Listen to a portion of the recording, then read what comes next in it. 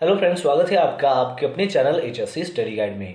आज इस वीडियो में हम बात करने वाले हैं कि अगर आप एक सेफ्टी प्रोफेशनल हो तो आपने एचएससी ऑफिस में कौन से डॉक्यूमेंटेशन जो है वो मेंटेन करना चाहिए, यानी कि कौन से डॉक्यूमेंटेशन की आपने फाइल बनानी चाहिए, क्योंकि वो जो डॉक्यूमेंट्स है फिर वो बाद में आपको सेफ्टी ऑडिट के लिए काम में आते हैं।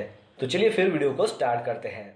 चलिए अब जानते हैं कि सेफ्टी ऑडिट के लिए कौन से डॉक्यूमेंट्स की रिक्वायरमेंट होती है। अगर आप एक सेफ्टी प्रोफेशनल हो तो आपको एचएससी जो डॉक्यूमेंट्स है वो मेंटेन करने होते हैं, क्योंकि ये एक कंपनी की रिक्वायरमेंट होती है, साथ ही में एक क्लाइंट की भी रिक्वायरमेंट होती है। और साथ ही में अगर आपकी जो कंपनी है वो आईएसओ स्टैंडर्ड मेंटेन करती हो या फिर ओशा स्टैंडर्ड मेंटेन करती हो तो वो स्टैंडर्ड मेंटेन करने के लिए आपको फाइल डॉक्यूमेंटेशन करना बहुत ही जरूरी होता है। और उसके साथ साथ अगर आपकी कंपनी में इंटरनल ऑडिट होता हो या फिर एक्सटर्नल ऑडिट होता हो तो उनके भी रिक्वायरमेंट के अनुसार आपको जो है फाइल का डॉक्यूमेंटेशन करना बहुत ही जरूरी होता है। तो आपको ये पता होना चाहिए कि एचएससी फाइल डॉक्यूमेंटेशन में कौन कौन से जो डॉक्यूमेंट है वो आपने रखना बहुत ही जरूरी है। तो दोस्तों सबसे पहले जो है वो आपको एक मास्टर लिस्ट प्रिपेयर करनी पड़ती है, और ये जो मास्टर लिस्ट होती है ये अकॉर्डिंग टू आपके जो प्रोजेक्ट पर एक्टिविटी होने वाली है उसके अनुसार होती है। उस मास्टर लिस्ट में आपके प्रोजेक्ट एक्टिविटी में जो भी एक्टिविटी होने वाली है रिलेवेंट टू एचएससी उसमें सारे फाइल डॉक्यूमेंट्स जो है उसको लिस्ट वाइज आपको बनाना पड़ता है। और साथ ही में क्लाइंट की क्या रिक्वायरमेंट्स है, क्लाइंट क्या चाहते हैं, कौन से डॉक्यूमेंट्स चाहते हैं, उसकी भी एक कंपाइल फाइल जो है वो आपको मास्टर लिस्ट में प्रिपेयर करनी होती है। यानी कि आपके एचएससी ऑफिस में यानी कि सेफ्टी ऑफिस में टोटल कितने डॉक्यूमेंट्स हैं उनकी एक टोटल मास्टर लिस्ट जो है वो आपको प्रिपेयर करनी होती है। क्योंकि जब भी ऑडिटर्स ऑडिट करने के लिए आते हैं तो वो सारे डॉक्यूमेंट्स एक साथ नहीं देखते, वो सबसे पहले आपके पास जो मास्टर लिस्ट है वो चेक करते हैं, वो देखते हैं कि टोटल कितने डॉक्यूमेंट्स जो है वो आपके मास्टर लिस्ट में इंक्लूड है, और फिर उसके बाद जो है एक एक फाइल जो है वो आपको शो करने को बोलते हैं। तो चलिए अब देखते हैं कि उस मास्टर लिस्ट के अनुसार कौन कौन से डॉक्यूमेंट जो है वो आपके पास होना बहुत ही जरूरी है। तो सबसे पहले आता है एचएससी पॉलिसी, यानी कि आपकी कंपनी कौन सी पॉलिसी फॉलो करती है वो पॉलिसी जो है वो आपके पास होना चाहिए। फिर उसके बाद आता है वर्क मेथड स्टेटमेंट, यानी कि आपके प्रोजेक्ट साइट के ऊपर जो भी एक्टिविटी होने वाली है उन सभी एक्टिविटी का वर्क मेथड स्टेटमेंट आपके पास होना चाहिए। एग्जांपल जैसे कि एक्सकैवेशन एक्टिविटी हो, कन्फाइन स्पेस हो, हॉट वर्क हो, वर्क एट हाइट हो, स्कैफोल्डिंग हो, कंक्रीट हो, एक्सेट्रा। फिर उसके बाद आता है एचएससी मैनुअल, यानी कि प्रोजेक्ट का एचएससी मैनुअल जो है वो आपके पास होना चाहिए। फिर उसमें आता है कि occupational health and safety management system का मैनुअल आपके पास है क्या, फिर है एनवायरमेंट मैनेजमेंट सिस्टम का मैनुअल आपके पास है क्या, तो ये जो मैनुअल्स है वो आपके पास होना चाहिए। फिर उसके बाद है एचएससी प्लान, यानी कि कंपनी का एचएससी प्लान आपके पास है क्या, फिर उसमें इमरजेंसी रिस्पांस प्लान आपके पास है क्या, तो वो भी जो है वो आपको मेंटेन करना होता है। फिर उसके बाद आता है लेजिस्लेशन, यानी कि लीगल रजिस्टर आपके पास है क्या, वो भी चेक किया जाता है।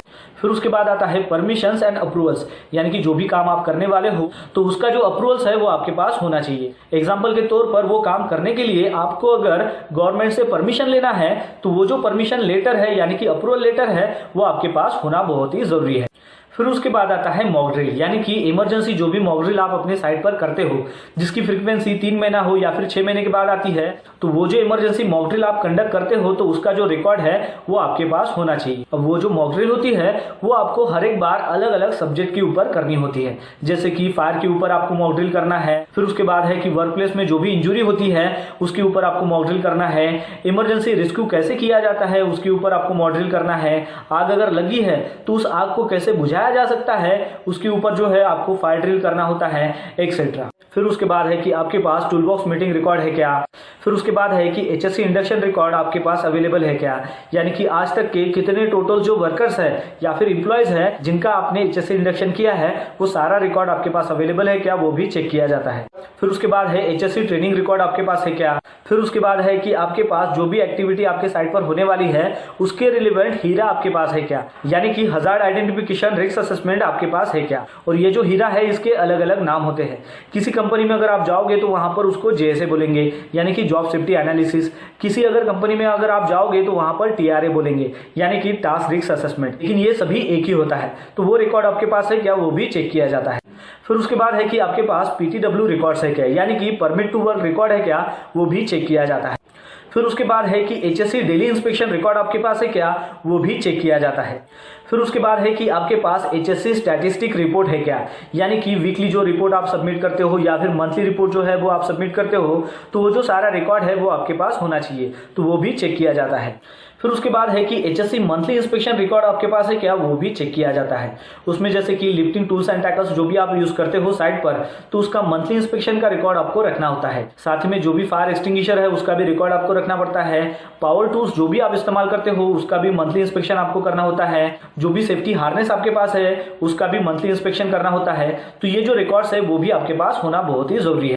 फिर उसके बाद है कि एचएससी मिनट्स ऑफ मीटिंग आपके पास है क्या, वो भी रिकॉर्ड चेक किया जाता है। उसमें आता है जैसे कि वीकली मीटिंग अगर आप स्टाफ के साथ कंडक्ट करते हो या फिर क्लाइंट के साथ कोई भी मीटिंग अगर होती है या फिर सेफ्टी कमेटी मीटिंग अगर आप कंडक्ट करते हो तो उसके जो मिनट्स ऑफ मीटिंग रिकॉर्ड है वो आपको इसमें मेंटेन करना होता है। फिर उसके बाद है कि एचएससी ऑडिट रिकॉर्ड आपके पास है क्या, वो भी चेक किया जाता है। उसमें आता है कि जैसे इंटरनल ऑडिट हो, एक्सटर्नल ऑडिट हो या फिर क्लाइंट से जो भी ऑडिट कंडक्ट होता हो या फिर थर्ड पार्टी कोई भी ऑडिट होता हो, तो वो जो सारा ऑडिट रिकॉर्ड जो है वो आपके पास अवेलेबल है क्या, वो भी चेक किया जाता है। फिर उसके बाद है कि आपके पास प्लांट एंड इक्विपमेंट डिटेल्स है क्या, वो भी चेक किया जाता है कि जिसमें एक्सकैवेटर अगर आपके पास है या फिर क्रेन है या फिर जेसीबी है तो उसकी सारी डिटेल्स जो है वो आपके पास होना बहुत ही जरूरी है। फिर उसके बाद है कि आपके पास ड्राइवर और ऑपरेटर की डिटेल्स भी होना बहुत ही जरूरी है।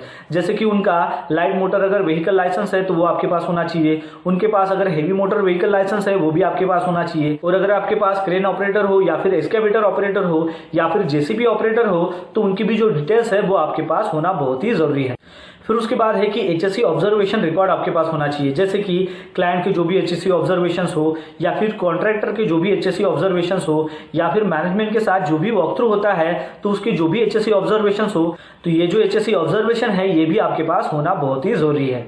फिर उसके बाद है कि एक्सीडेंट और इंसिडेंट जो रिपोर्ट है वो भी आपके पास होना बहुत ही जरूरी है। तो उसमें आता है कि फर्स्ट एड केसेस हो गए, नियर मिस केसेस हो गए, लॉस्ट टाइम इंजरी हो गई या फिर फटल एक्सीडेंट हो या फिर फायर इंसिडेंट हो, तो ये जो सारी एक्सीडेंट और इंसिडेंट जो रिपोर्ट है वो भी आपके पास होना बहुत ही जरूरी है।